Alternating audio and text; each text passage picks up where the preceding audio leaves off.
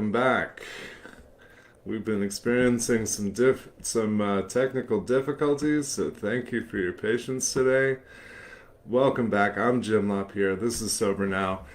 And as always, very much welcome your questions and comments. Would love to hear from you today. Just shoot me a quick message with your questions. What's going on today? How's your recovery going today? So, today's topic is anger management in recovery. And to start off with, going to make a distinction between righteous anger and personal anger. The literature of Alcoholics Anonymous tells me that anger is a luxury that I can ill afford. And what I have always taken that to mean is that I need to resist the urge to get up on my soapbox. Too often, I have embraced righteous anger as a distraction, as a way to not be focused on what's happening on my side of the street. And I focus my energy instead on what's wrong in the world. And I can do that in a way that's helpful. I can do that as working towards social justice and advocacy. But oftentimes we just do this as expressing opinions and being angry or dismayed about the way things are in the world. And so I've come to see righteous anger as either a obstacle to being of service to others, or I've also seen the opportunity to embrace it, act on it, and work to make things better in the world while still maintaining a focus on my side of the street and making sure that I am doing everything I need to do. I've been critical historically of traditional anger management programs. They fall into two main camps. We do anger management in mental health individually and most often in groups, and we also do batterers intervention groups. Now, those two have a certain amount of value if a person is really struggling to control their anger, which is common for us. Control really tends to be an addict or alcoholic's number one character defects, and too often we struggle with identifying what we feel in early recovery, not allowing ourselves to build up resentment or accumulate stress. And for some of us, anger only gets expressed and experienced at the extremes. And so maybe we lash out, maybe we experience a loss of control, and that's scary, right? Anytime we lose control, we're likely to regret the actions that we take. We're likely to feel guilt or shame following whatever outburst or implosion we have. And so these are things that we need to learn to overcome. But I think for most of us, the biggest struggle is to simply be able to identify what it is that we're feeling. Anger never travels alone. There is always at least one more emotional experience that accompanies it. Nobody is ever just angry. They're angry and they're hurt. They're angry because they're scared. They're angry because they're covering up disappointment. And that's the real key to this, is that if we can identify the secondary emotion, then we can get our needs met. And of course, we'll find that people respond very differently if we're willing to express what that secondary emotion is. When we express anger, it's for a lot of folks that's triggering. It triggers defensiveness. It's off-putting, and they may not respond well to it based on their personal experience. If we go to folks and express feeling hurt, disappointed, lonely, afraid, then their response tends to be far more supportive, far more compassionate. But there's no vulnerability in anger, and that is unfortunately why so many of us embrace it.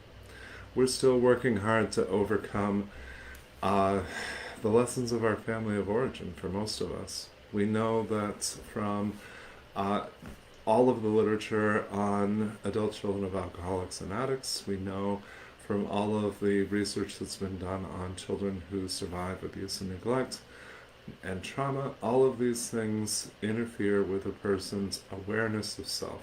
And so we follow the laundry list. The rules of an alcoholic family include things like don't trust, don't express feeling, don't articulate your needs. And these are very, very simple but very powerful associations that tend to have an overarching impact on a person's way of being, on their way of coping with emotion, and of course that translates to an impact on every relationship that we have of all types. Too many of us are fighting losing battles for self-control, and so the more that we gain emotional intelligence, the more we learn about how to cope effectively and how to express what we're feeling, the more that we, in a very real sense, grow up.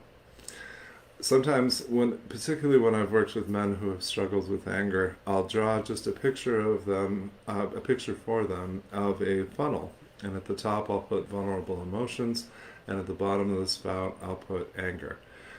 This is a way of covering up. This is a way of assuming a defensive posture. It's a way of pushing people away, and unfortunately for a very high percentage of us, that is the only way in which we felt safe, is by pushing folks away. So when we need them the most, we tend to seek them the least. The biggest challenges I've seen in terms of managing anger are what are the appropriate ways to express anger. And most of what we have suggested historically is cliched and almost laughable. I've worked with plenty of mental health practitioners who suggested to their clients that when they're angry that they should punch a pillow. And I mean, if that works for you, that's great. That's awesome. I'm happy for you. But for people like me, that does not work well. We need something that's far more substantive and far more satisfying. And so I encourage folks to consider allowing themselves to be destructive in a way that they don't have to regret later. The question that I've asked folks many times over the years is, have you ever put your fist through drywall? What did that feel like? And they'll immediately say, well, it felt terrible and I regretted it, and I lost my safety deposit on my apartment, or those kind of things. And I say, okay, I get it, but I bet you for about 5 seconds that felt really good. So the way that I think about these kind of things is, how can I get that release without negative consequences afterwards? Because containment, compartmentalizing, detachment, dissociation, all of the things that we do to try to not feel, accumulate stress and pressure. And so what we're looking for are healthy forms of release that take that pressure off of us and reduce anxiety. Because unfortunately, when we repress emotions like anger, well, Stephen Wright said it best. Stephen Wright was a stand-up comedian who said, depression is anger without enthusiasm. Anxiety, correspondingly, is the product of trying not to feel what I feel, not to know what I know, or not to allow memories to surface. And so those two things tend to go hand in hand. For those of us in recovery, our biggest struggle typically is that our emotions are very convoluted and tied together. And so some of us are managing anger, which frankly isn't that hard to manage. But what is far more difficult to manage is the feeling of rage. And when we look especially at the experience of people like me who have survived trauma, then what accompanies anger are feelings like violation or feelings like betrayal, and the kind of things that are difficult to put into words, very uncomfortable to have a conversation about. And so all of these things get stuffed, and as soon as we stuff them, as I said, they become convoluted, but these are very toxic.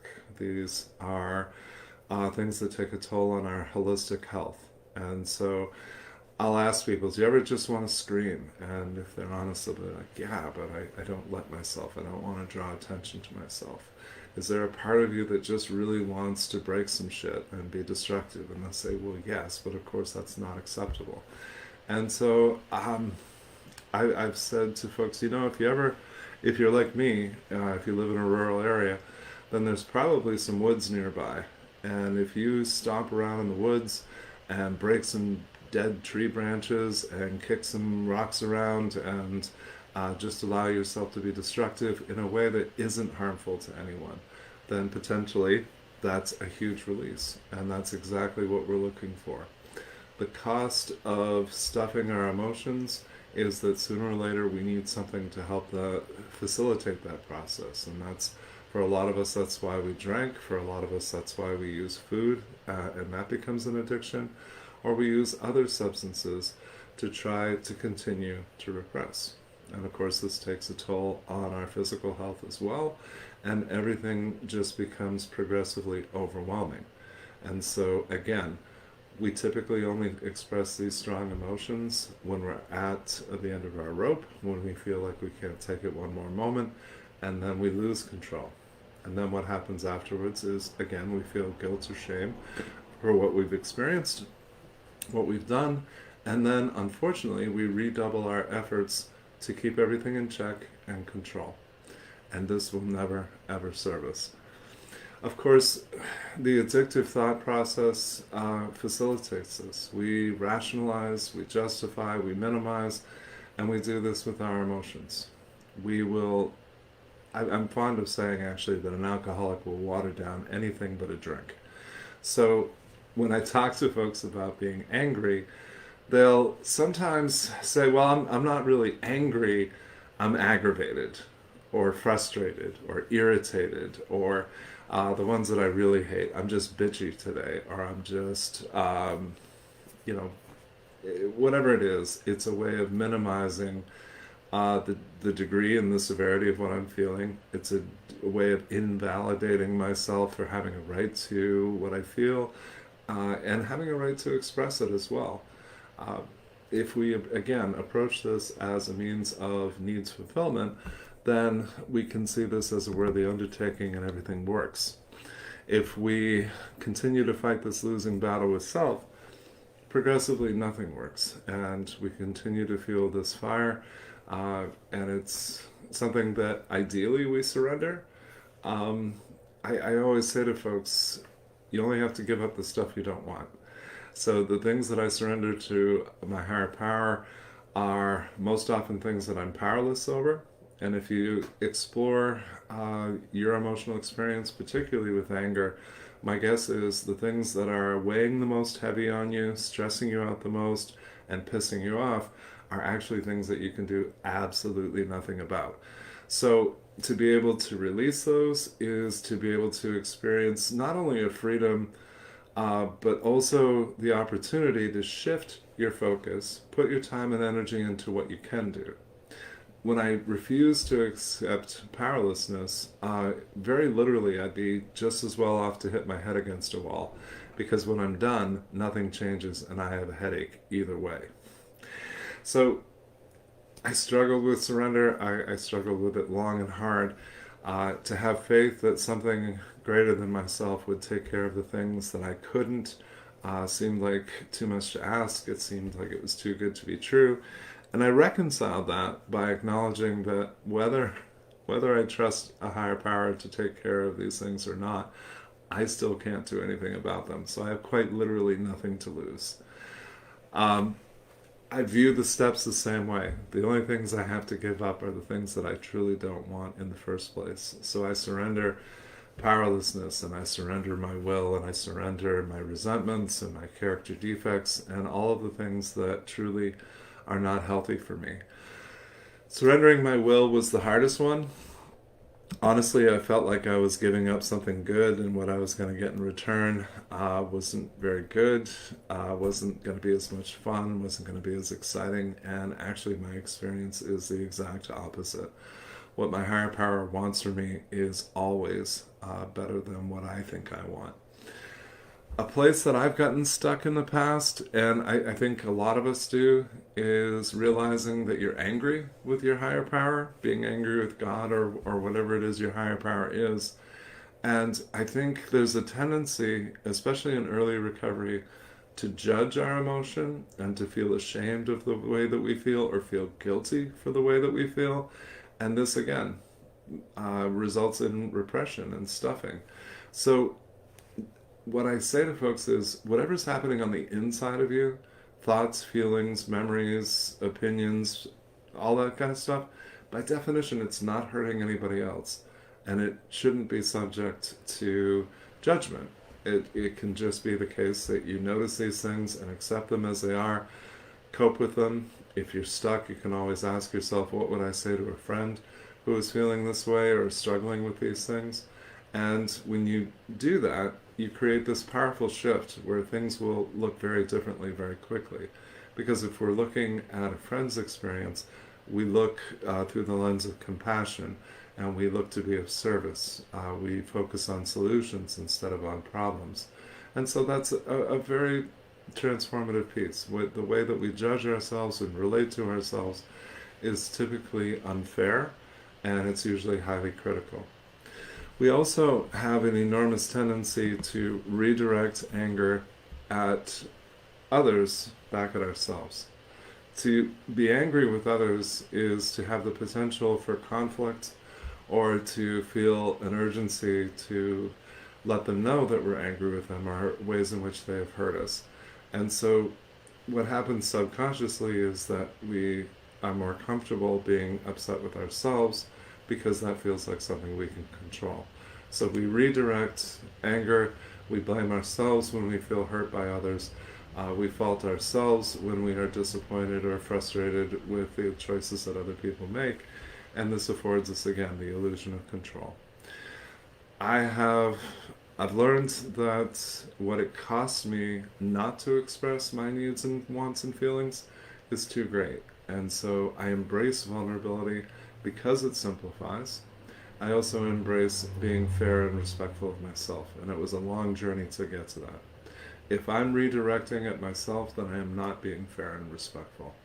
If I am not expressing to others how their choices or their behavior hurts me or angers me, then I am essentially saying to them, it's okay to treat me that way, it's okay to behave that way in my presence.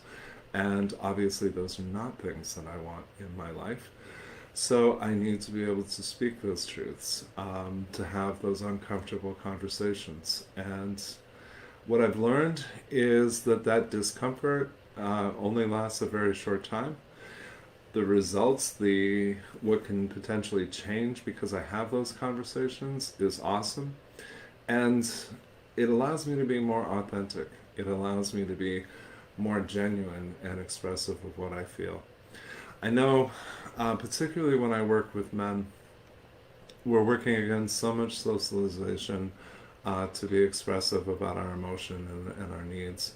But at the same time, my experience in working with women, and again, we're following prevailing gender norms, which are inherently self-limiting.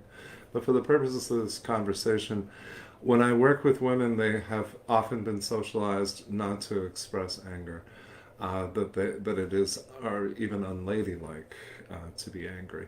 And of course, that is horribly limiting. And my encouragement to folks is, please take up lots of space. Please have a voice. Please be loud. Please notice that what you're feeling and the tendency to avoid that feeling probably had everything to do with why you drank and drugged in the first place. Please notice all of the things that you use to fill the void, whatever that is. And instead, approach yourself the way you would anyone you cared about. Ask yourself, what is it that I need? What is it that I'm feeling? And ideally, ask yourself, who can be helpful with this? Struggling alone is always, well, it never ends well. It's time spent in a bad neighborhood, inside your head, overthinking, and probably doing a lot of rationalizing, minimizing, and justifying. So, emotions, even anger, are natural, they're healthy, and they deserve to be expressed, because not expressing them maintains status quo, not expressing them builds up pressure gradually for self, and life becomes increasingly unmanageable. I love talking to people about manageability and sustainability and recovery, because I think arguably they're the most underrated concepts, but they're actually discussed even in step one. Admitted that our lives have become unmanageable because of our addiction. So if our lives have become unmanageable, then we need to consider meaningfully, how do we facilitate, how do we make sure that our lives are manageable going forward? and being able to express what I want, need, and feel are pivotal aspects of any type of healthy relationship. They are responsibilities that I have to myself, and so they're an important part of building a manageable life going forward. So, I'm going to be winding down shortly, but wanted to jump on live with you today and thank you for your patience with the technical difficulties. Want to urge you to connect with me. Jim@sobernow.com is the easiest way to do that. If you care to connect on Facebook, Jim LaPierre, feel free to friend or follow me. Would love to hear from you about questions that you have or obstacles that you've encountered in your recovery. Let's see if we can help you get past those. Would love to hear topics that you'd like to see covered in future live talks. And would love to have you check out our site, Sober Now. Check it out on YouTube. We have a collection of about 120, maybe almost 130 videos there, completely free, covering different aspects of addiction recovery, trauma recovery, and mental health. Check out our main site, which is sobernow.com. We've recently moved to a subscription service, so it's more affordable than it's ever been. For less than $15 a month, you'll have access to 2 of our programs. The first is for folks seeking recovery from substance use disorder, and the second program is for affected others, for people like me who have loved ones in active addiction. So, lots of exclusive content there, very, very affordable, total confidentiality, total anonymity. We want to open some doors for folks who, for whom traditional treatment just isn't going to work. So, again, please take excellent care of yourselves. I will look forward to talking to you next week.